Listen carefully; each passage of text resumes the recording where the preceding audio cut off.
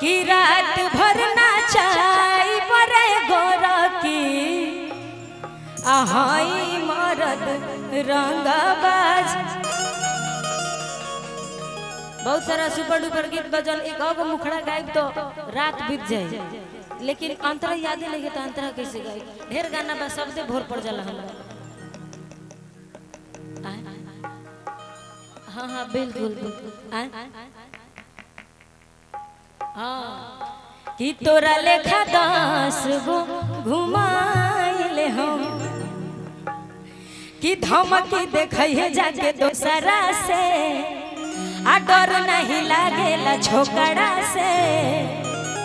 ई गाना अभी ट्रेंड करता है हमार और अनुपमा दी के फरमाइश बा।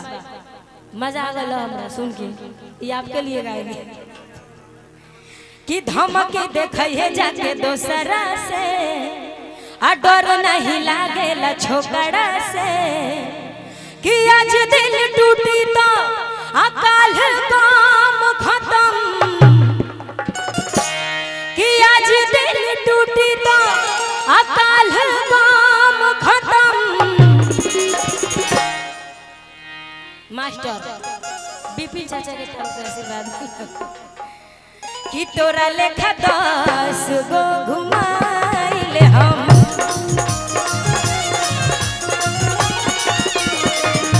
कि तोरा लेखा 10 गो घुमाइले हम।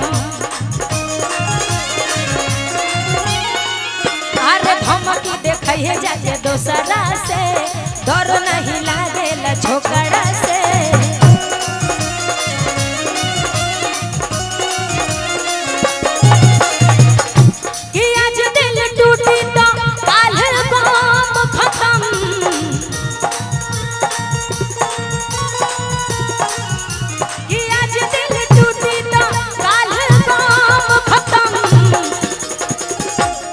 कि तोरा लेखा 10 गो घुमाइले हम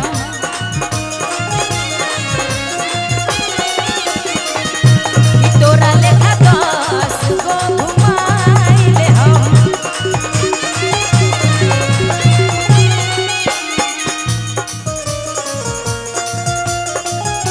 ओहो अरे जी ओहो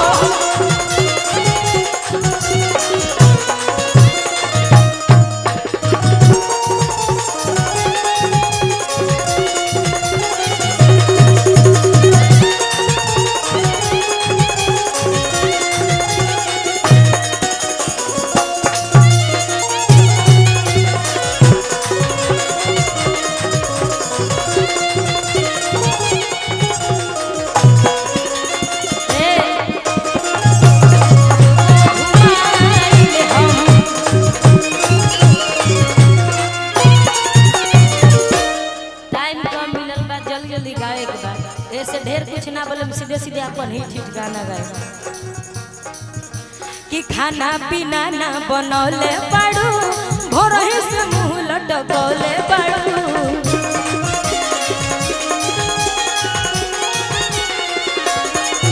अरे खाना पीना ना बनौले पड़ू भोर ही से मुंह लटकौले पड़ू।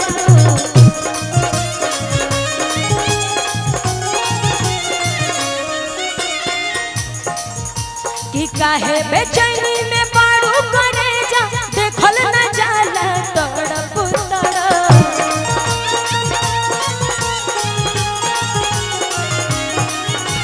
काहे बेचैनी में पाड़ू करे जा देखल न जाला तड़प तड़प। एक हो मुखड़ा गाई बापन दिहल दरदिया सैया दोनों तरफ रगड़ी ले लेके बरा रगड़ी ले लेके बरा।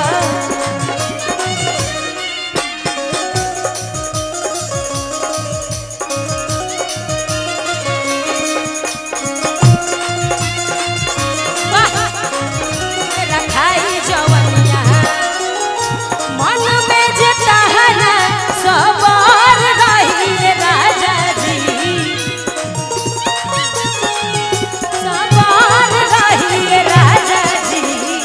तब